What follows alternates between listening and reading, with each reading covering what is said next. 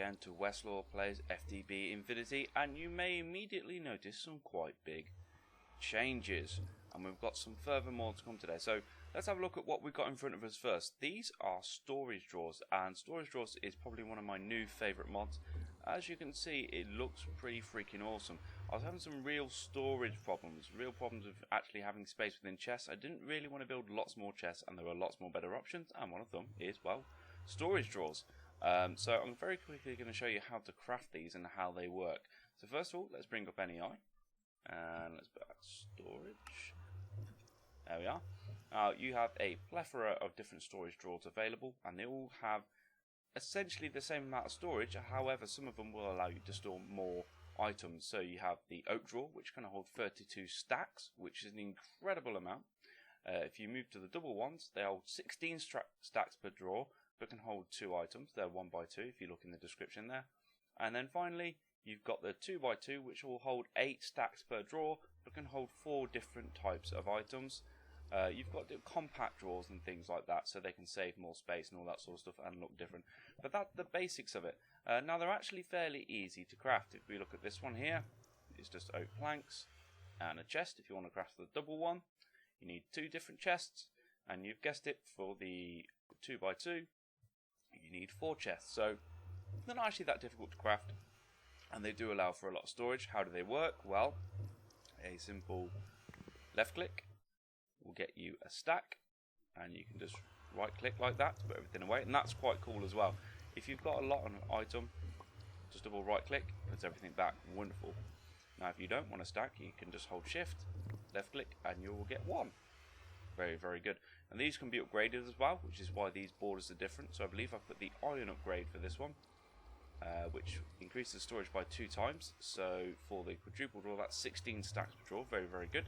And this upgrade is very simple as well. Just sticks, some iron, upgrade template, which is just a storage drawer. Any storage drawer, by the way. So I would recommend using the single drawer, surrounded by some sticks. These things are freaking awesome. We're going to be doing a lot more with them as well. There's some automation you can do with them, and I'm certainly going to be getting on with that. But I really recommend, as early as possible, getting to using these. They look awesome. I really love the aesthetic of these, but they're also incredibly useful as well. You may notice as well, I've got these nether furnaces. They're just made from netherrack, so now I've been to the nether, I can grab these. These are very cool. They basically just have double the efficiency of normal furnaces. So normal furnaces will smelt 8 things per 1 coal, whereas this will smelt 16 things per 1 coal. Very cool. Another thing that's changed, the basics of the house is complete. I've spent a lot of time off camera doing building. I'm going to show you that later, but I'll tantalise you just the top of the roof for now. But I'm really happy with how that's turned out. So you've got that to look forward to. So what do I really want to do today? Well, I really want to get into the tech tree. And the first way that we're going to do that is that we need some power. And so around here somewhere, here it is, I have a hobbyist steam engine. Now the recipe is quite simple. You need 3 gold ingots, piece of glass, piston, which is fairly simple, and then you also need these gold gears. Okay, and if we look at the recipe, this is not quite so simple. You need to make a gear cast for these. Now actually I haven't made a gear cast yet, because I managed to find these in a village. So I mentioned to you that finding a village is very important. That's because it is. So I'm just going to grab some oak wood planks, and I'll show you very quickly how you can make yourself one of these gear casts. So the first thing you're going to need is some sticks placed in this pattern. This will get you a wooden gear. That's not particularly useful. The next thing we need, 1, 2, 3, 4. See, I told you these things were awesome. Grab your wood gear and surround it with stone, like so. This will get you a stone gear. It's just still not a gold gear, so what have we got to do next? Well, we've got to use our trusty smeltery and make a cast. So we throw this in the casting basin, come over here to our smeltery, and I think I've got some molten aluminium brass, there we go. Aluminium brass ready to go, and we just simply right click. There we are. Now we can get rid of this stone gear, because I believe it's not really useful at all in this mod pack, so we'll just throw this in the trash can. There we are. And now we have our gear cast. Now we could just cast some gold into this, but I don't need to, because I already have my steam engine. However, there is some things that I'm going to need that cast for today. But before we get to that, I'm going to throw this steam engine down and make use of this monstrosity over here. Now that is a water tank siding from Railcraft. Now, if I just have a look at this hobbyist steam engine, it can look like a bit of a confusing GUI. Basically what happens, you put burnable stuff in here, steam goes in there, and water goes in here. So we need to get water to this thing for it to work, because, well, it works on steam. Now, usually, when playing modded Minecraft, I will go something like the very badly spelled aqueous accumulator. Where is it? There we are. Here's the aqueous accumulator. So, got a pneumatic servo, copper gears. You're going to need these machine frames. That's going to be a problem. We can't do that. We need basic circuit boards, iron chipsets, crushed obsidian, dense refined iron plates, and tin gears. We can't do that yet. But we can make this tank siding, which is just here. This is a 3x3 hollow structure. Now, if I bring up the water tank siding, and bring up the recipe, it requires iron, gelatinous slime, pink slime balls or glue, that sort of thing, slime balls, and wood. So it's not a difficult craft, but it is very difficult if you haven't managed to find one of these. Again, another good reason to get yourself set up near a slime island. So this is now set up, and this will just simply sit here and accumulate water. Now, depending on the biome you're in, it may accumulate more, but it will do for now. This is not going to be a long-term solution, although we will have a use for this and agricraft later. Right, so how are we going to get the water from one place to another? Well, what we're going to need is a way of transferring it. So I suppose a very good thing to use would be a transfer pipe. Now, this is something that's actually available to us quite early on. We're going to need a transfer node for liquids. Now, there are two recipes for it. If you use an ender pearl, you actually get 4 of these transfer nodes, so it's more efficient. We've only got 1 ender pearl. I managed to kill an enderman the other day. I don't really want to be using it to craft these, so we're going to use the redstone block method. But this also requires us to have, not one of those, we don't want one of those, there we are, a transfer pipe, which is 6 stone slabs, 2 glass and 1 redstone. Now I'm going to grab a stack of redstone because I know I'm going to need it. Do I have that glass? Nope. There we go, and I crafted the stone slabs earlier. There we are, 1 redstone and 2 glass. Wonderful. Now I know we're going to need ourselves some of that as well.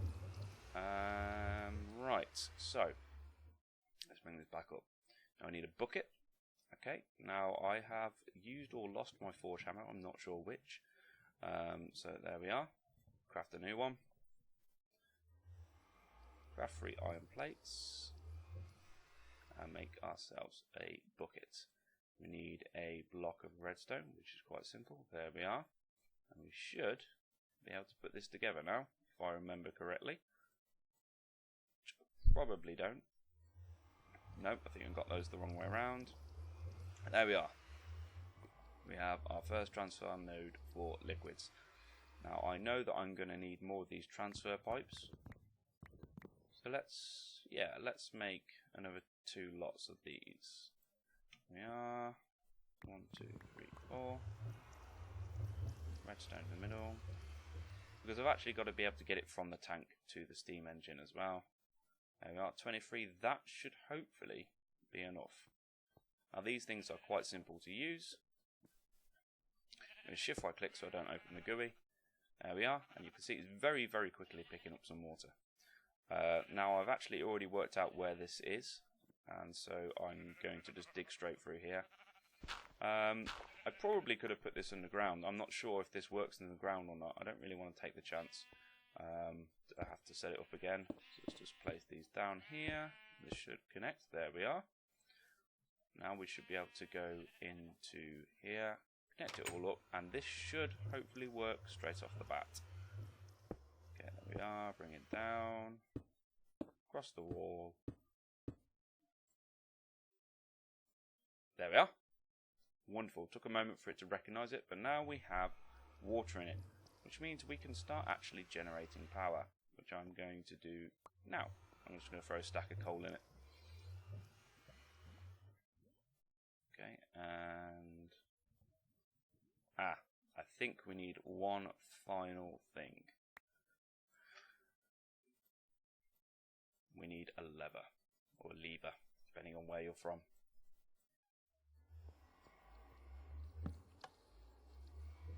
There we are, started burning, and soon you'll know it's working because you'll be able to hear it. It is really quite noisy, which is another reason why we're not going to use it for very long. Right, okay, so we've got a way to generate power. Now we need a way to store it, and for this we're going to use immersive engineering. One of the main reasons is it's very simple in terms of crafting. So for instance, our battery or capacitor in this case that we're going to use is the LV capacitor, which can hold 100,000 RF, which is not too bad. For that we need 3 iron, 2 copper, 1 lead, 1 redstone and 2 treated wood. So let's grab ourselves some iron, all that iron, some copper, and where have I put the lead? Is that one? No, that's silver. I'm not used to these different... it's that one. There we go. Okay, so we're going to craft a few of these, but I did remember that I need treated wood, don't I? And this is why... Very quick, because it's night time. This is why I crafted these tanks, because I can just break them and bring them in when I need them. And that's also why I generated so much with this creosote. Just throw that down there for now. Grab a bucket of creosote. And there we are, and we get the bucket back as well. And that's the advantage of using the bucket rather than using a bottle. There we are, and just lastly, copper and I believe redstone. Wonderful, we have ourselves 4 LV capacitors, so that's 400,000 RF, and that will do for now. Now we also need a way of transferring the power, and that's going to be through an LV wire connector. This requires us to have some hardened clay and some more copper. Now I believe I've got some hardened clay kicking about, to be honest, somewhere. There we are. Hardened clay is fairly easy to make. You just smelt some clay, and that's made with 4 individual clay pieces. Okay, and this is why clay is so important early on. We are going to run out soon, so I'm going to make a really cool method using Britannia, something called a clayconia, which we'll get to, I believe, in another episode. There we go. We'll make as many of those as we can because we're going to need them. Oh, don't put the copper away yet, Ash. I did forget as well that we also need some wire to connect these. So we need LV wire coils, which is just treated sticks and copper. See if I can't sleep through the night. I notice there's probably some mobs gathering outside. There you are. Eat sun, you dastardly skeleton. Right, I'm going to need to craft some more treated planks, I believe. There we are. Okay, there we go. And we're going to want some treated sticks. Again, we'll craft quite a few of these. We're going to need them. 16 should be enough. And you notice we've pretty much decimated our copper supply there. We've still got 28 ingots left, but that's not going to be enough really as time goes on. Let's have a quick look. This is starting to generate power. Cool. They seem to have updated it. Oh no, I know why this isn't yet. Right, okay, cool. It's right, this usually makes a lot of noise, and I believe the reason it's not is because it's not outputting power at the moment. And we're going to change that very quickly. Let's see, we need to grab ourselves our engineer's hammer. This is something else that's really cool. Tool racks, make them. They're very useful. Just right click, take a tool off. Right click again, put it on. It's a really nice way to, first of all, free up these inventories of tools, but also as well, just have a really nifty, good looking way. No, I don't want to click that. I want to click my LV capacitor. Am I going to be able to do this with this in the way? No, I don't believe so. Now, the coolest thing about these LV capacitors is that you can actually configure them while they're on the ground, pick them up, and they will actually retain their configuration. I'm going to do both of these as well, because we want them all configured in the same way, at least for now. and I believe when they're configured they don't actually stack, which is actually quite nice as well, so you can keep separate stacks of differently configured LV capacitors. Now if I place this here, it doesn't work. I don't really want to break this, especially as it's currently generating power. Let's see, can I connect this using our newly made connectors?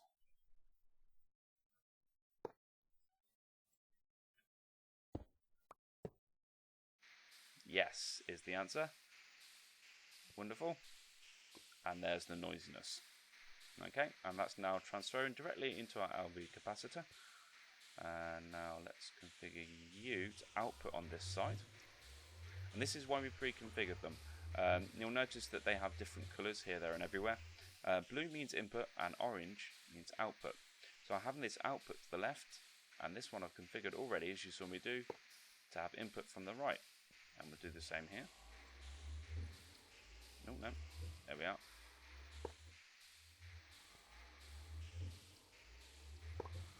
There we are, and you'll notice the power transfers straight through fairly quickly actually. So this is essentially a very small battery. This isn't going to give us all the power storage that we need. And in fact, this is not outputting power as fast as this can take, so we may need to upgrade this fairly sharpish, although we're not going to be sticking with the steam engine for very long. Good. Now we've got power, we've got storage. How are we going to use it? Well, I know from looking at this handy guide here and playing through this mod pack to some extent before, the first two machines we are going to need are the Carpenter. Oh, hello. Well, that's quite cool. I didn't even know you could do that. Let's see if I can do that again. Yes, if you right click, you can actually bring the recipe up. That's really cool. If you right click any pictures in this book, it brings them up. I did not know that. There you go. There's a tip for you as well. So I'm going to need the Carpenter and a thermionic fabricator. Okay, now this is where my gears come into play. So if I bring the Carpenter up very quickly, there we are.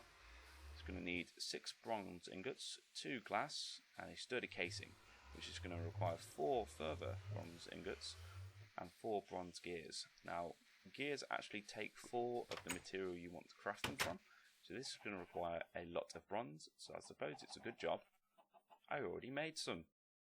So we're going to need 8 bronze gears in total, because I know that the thermionic fabricator also requires a sturdy casing and therefore gears. There's 1,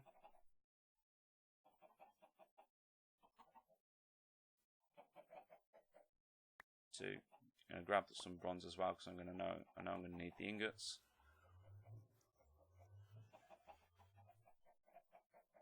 3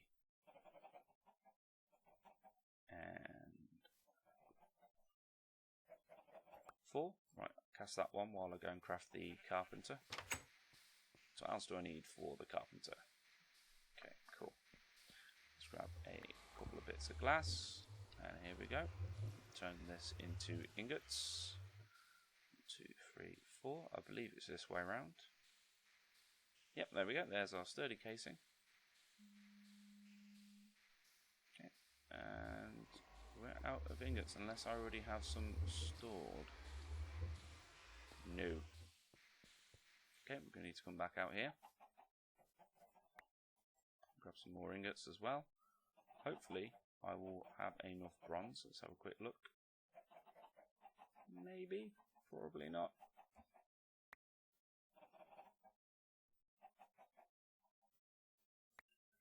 Yeah, I don't believe I'm going to use all these bronze ingots, so I should be able to smelt some of these back down. I've got enough bronze for another gear, so I'm actually going to have to make some more, which is unfortunate. Okay. Put that there. We have our Carpenter, which for now I'm just going to throw down here, especially for the sake of inventory. Okay, we do need to have a clean up really, don't we? This is one of the reasons why I'm very quickly going to upgrade and automate the system, because putting away like this, although it's cool, is also a pain in the ass. Redstone we can put away for now as well. Okay. Right, let's Let's see how much we've got. We've got 1 nugget's worth left.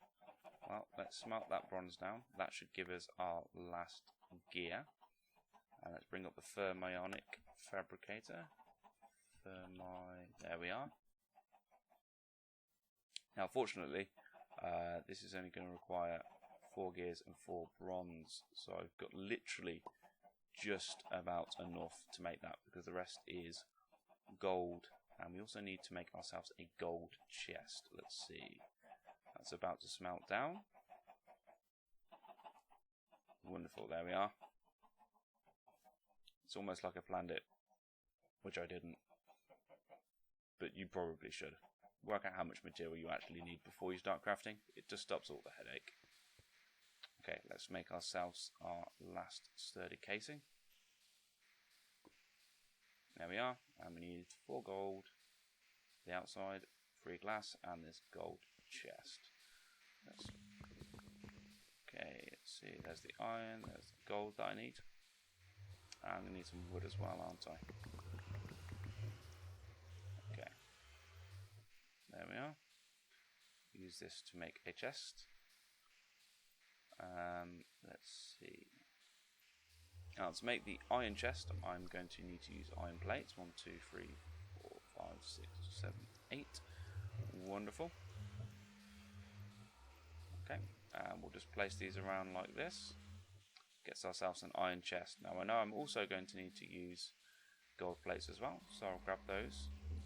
There's 8 of those. Put the iron chest in the middle. Gold around, and we have ourselves a gold chest. Put this together with the rest of our gold and the glass that we need, and we have ourselves a fermionic fabricator. Awesome, we're making brilliant progress. Now you probably should start powering those, and to do that we will do as follows. I want this to be a output. There we are, that's output now. And then I'm going to want to connect these up with our LV wire connectors. Put one there, take our wire, right click, and right click, right click, and right click. There we are. Now I've got these guys receiving power. These can actually be fairly hungry. Now I know these, the fermionic fabricator requires glass to function. So let's grab some more glass, run in here, and throw it in. Oh no, we don't want it there, we want it there. There we go, it's melted some down already. You'll notice you've got this kind of like bronze arrow sort of thing. If it's not receiving enough power, it will be below this bronze arrow. If it's above it, then it will actually turn this into molten glass, which is what we want. Okay, so now I'm just going to get a couple of things together for the next step of our tech tree. So I will be right back. And welcome back, guys. We've now got everything together we need to make our lasers, which is the next step in our process. And to do this, first of all, we need to make ourselves some diamantine electron tubes, which is why we built this fermionic fabricator. So I'm going to make, I've already made 4. I'm going to make 8 of these in total for now. We'll be making a lot more of these, but as you can probably tell, this is very expensive on the diamonds. Okay, and you'll notice as well I've put 2 levers on here. The reason being, these machines will constantly suck power. Notice how I've actually turned that on now, that redstone signal, and this is dropping now, which means it's going to stop sucking power. It'll keep the power that's currently in it, but as it's not gaining power, it won't be using it to heat that glass, so we will have to heat the glass back up. However, it does mean that we get a net gain in power, otherwise we'd be losing power quite considerably from these 2 machines. Cool, so we've got a diamantine electron tubes. Now we need to make our lasers. Okay, so this is fairly simple. Some redstone, the electron tubes, and some obsidian. So let's go over to the crafting table and let's make that happen. Shift click in. Now we've got 4 lasers. Fantastic. And let's see. Now we're going to need to place these somewhere sensible. Let's place them 2, 3, 4. Now I'm placing them 1 block away from... Oh, that wasn't very clever. There we go. 1 block away from the wall because these guys need power, so I'm going to have to have access to their behinds to get some power to them. And to do that, let's get some more wire and some more connectors. I think we'll have to place one here. and then one on each of those. This is why I made so many. Let's go directly from there to here, so we don't have to pass through. So hopefully if these guys need power, they should just take it rather than having to get power to the other machines first. Connection is obstructed. Wonderful. We'll do that one there, then that one should be able to get to that one. Yes, wonderful. And now we can see, if we look at Westloar at the top, these guys have full amount of power. Wonderful. Now they're not doing much by their own, and that's because we need to get ourselves an assembly table, which is that bad boy here. Oh, diamond gear, that's expensive. Well, luckily, we've got the diamonds at least for now. So again, let's make this happen. Let's grab our diamond gear, which requires a gold gear. I crafted that off screen. Again, you need to cast that, and we should now just be able to shift click this in. Wonderful. We have our first assembly table. Let's throw this down. And again, you'll notice it's not doing much at the moment. Well, that's because we actually need to give it something to do. And the first thing I'm going to give it to do, just to show you, is grab some iron and some redstone. We'll throw one of each in here, and it gives us some options. This time around, we're going to make the iron chipset. There we are. Oh, lasers! Lasers! There we are, all turning on. And the more lasers you have, the quicker this will be. So this has got to reach all the top, and you can actually see what it's receiving at the moment, because we've got 4 lasers. It's receiving 160 RF per tick, which is not too bad. It's also going to drain us pretty fast. So we're going to need a very decent power system to actually be able to handle this on a regular basis. But this is okay for now. Now, why do we need these chipsets? Well, our first machines in this pack are going to be IC2 or Industrial Craft 2 related. And if we bring these up, some crushed obsidian, we haven't got that yet, we'll get there soon. But we also need this basic machine casing, which requires an iron chipset. And lots of other things I'm going to want chipsets for as well. Look, yeah, it's petering out, we've run out of power, but that's okay, we're still producing. It will take longer, but we'll get there eventually, not to worry. So, awesome, we've got power set up, we've got some power storage, we've got some basic machines, we've got lasers, which is very, very important. So I think we've made some really, really good process. Now the next step will be a rock crusher, and that's how we're going to get that pulverized obsidian. Let's see. Bring it up. 4 diamonds, a block of steel, and 4 pistons to make 4. And we need to make a 3x2x2, so we need to make 12 of these in total, so 3 crafts. That's very, very expensive. Very, very expensive indeed. And I think we'll do that next episode, and we'll get further into the tech tree. But right now, I think it's high time that I showed you around the new place. I have been promising I'll do it. I am going to sleep through the night first, because, well, I don't want to get exploded by creepers, or my new house exploded. Now, I hope you guys appreciate this. I've put a lot of effort into it. I'd really appreciate if we had some comments and things below and see what you think of the house, any improvements that can be made for it, because I'm certainly not averse to constructive criticism. So let's make our way over here. This probably looked very different from when you last saw it. There we are. Quick look at the front. And let's not dilly-dally, let's go inside. Here we are. I'm really quite happy with how this has turned out. Really quite happy. It's very spacious, lots of room to put mods and storage and things like that in. Some separate rooms. I'm really happy. I'm already kind of formulating plans of where I want to put everything. I've got so many different ideas. I did come up with a really good one already, and that's these bounce pads from Tinker's Construct. I want to show you why they're so awesome. I said earlier in an earlier episode that I was going to have a really cool way to get around and about. This is it. Check that out. That's so cool. So cool. I didn't actually jump that very well. If I had done, whoa, hello. This is going to take some practice to get used to. But I'm at the top floor in seconds, which is awesome. Okay. Wow! This really is going to take some practice, otherwise I'm going to end up killing myself. I have managed to do it a few times. If you jump just right, you can choose which floor you want to go to. So this is probably going to require a couple of deaths and a bit of practice. But I think we can do it quite well. There we are. So if I jump just correctly and don't jump as I hit the pads, I make it to the second floor. And if I just walk off, there should Yeah, there we are. I can actually jump down from here. So this is a really quick travel system I'm quite happy with. Once we get ourselves some feather falling or something like that, this will become even better. I just think it's fun. Okay, guys, so I really hope you like the house. I really like it. It's one of my favourite house builds yet. I've got lots of other builds on different servers and things like that, and I might actually go through some videos and post them on my channel of other buildings, like I've made a Foundcraft library and all that sort of thing. I might show those off as well. But for now, I think I'm really happy with this. Like I said, I'd really appreciate some comments or things like that to see what you think of this house. See what you think of the shape, the use. Is there any improvements I could be making? Could I use different materials? But I think I've done a pretty good job considering this is survival mode. This was not easy to get all the materials here, especially this stuff here, wool and clay. It requires wool and clay, so that was not easy. But most of the rest is just spruce wood or cobblestone. I think I've done pretty well with some limited resources. So guys, thanks for watching. We've got a lot achieved today. We've got some power, we've got some storage, we've got lasers, we've got some basic machines. Next episode, I think we're going to carry on moving down the tech tree. Also, I haven't really shown off that I got this working, my cinder pearl farm. It took a lot of effort off camera and on camera and all that sort of stuff, but I got here. So we're eventually going to move into witchery.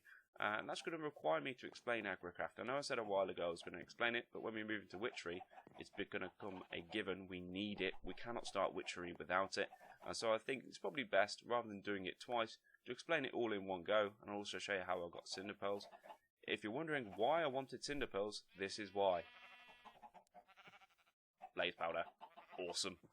So I just picked up 10 there, and that's 10 blaze powder. That's probably 2 or 3 blazes worth of blaze powder there. Now I know that doesn't give us blaze rods, but we can make those fairly easily as time goes on. And you might notice in way at the top there I've got 162, so I'm getting a lot of blaze powder from this farm, and they actually do grow quite quickly. So guys, thanks for watching. I hope you've enjoyed it. As I said, some comments and likes and things like that would be really appreciated. And if you like what you've seen, do not forget to subscribe. Otherwise, this is Westloar signing off.